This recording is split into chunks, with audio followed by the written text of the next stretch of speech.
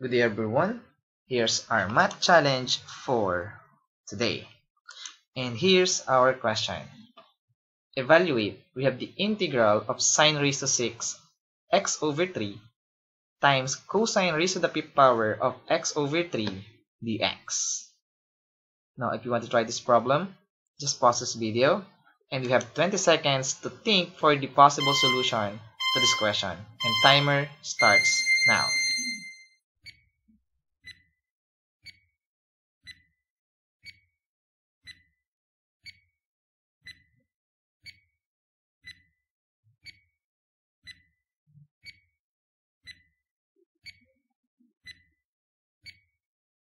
Time's up. Now let's answer this question together.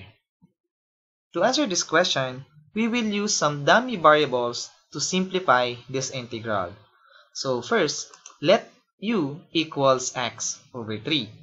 Now take the derivative on both sides, so we have du equals dx over 3.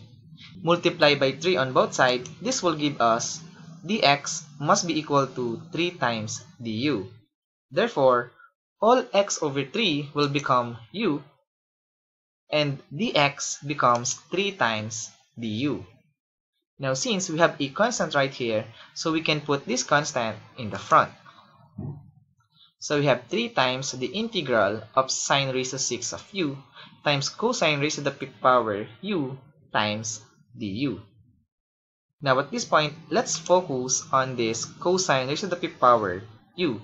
This can be written as cosine of u times cosine raised to the fourth power of u. Now again, let's focus on this cosine raised to the fourth power of u.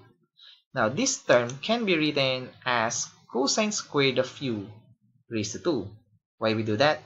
Because at this point, we will use now the Pythagorean identity.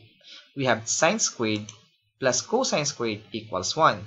It follows that cosine squared of x equals 1 minus sine squared x.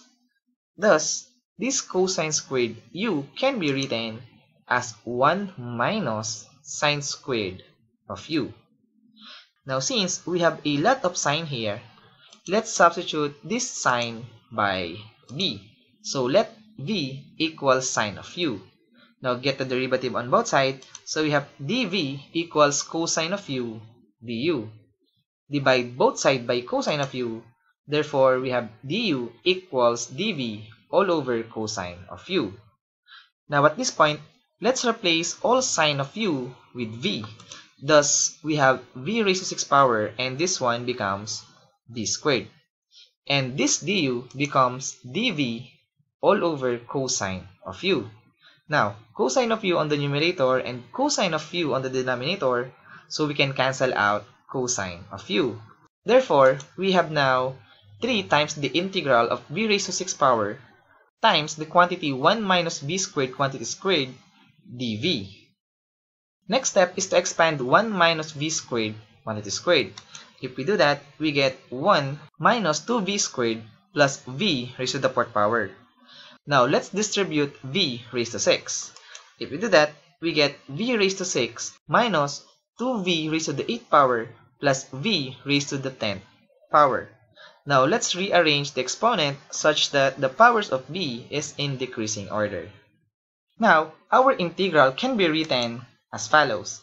We have 3 times the integral of v raised to 10 dv minus 6 times the integral of v raised to 8 dv plus 3 times the integral of v raised to 6 dv. Now at this point, we will now use the power rule.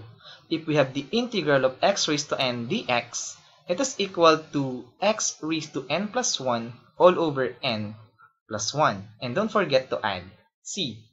Thus, the integral of v raised to 10 dv is equivalent to v raised to 11 all over 11. And the integral of v raised to 8 dv is equivalent to v raised to 9 all over 9. For the last one, the integral of v raised to 6 dv is equal to v raised to 7 all over 7. And again, don't forget to add the constant c. Now let's simplify each expression.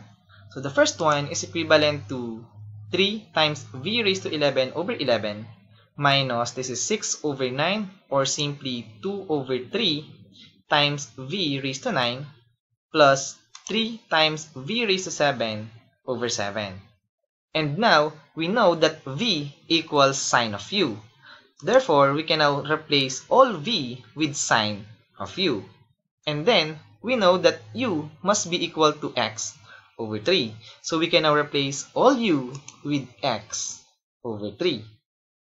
Therefore, the integral of sine raised to 6 of x over 3 times cosine raised to the 5th power of x over 3 dx must be equal to 3/11 of sine raised to 11 of x over 3 minus 2/3 of sine raised to 9 of x over 3 plus 3 over 7 of sine raised to 7 of x over 3 plus c. And as always, we are done.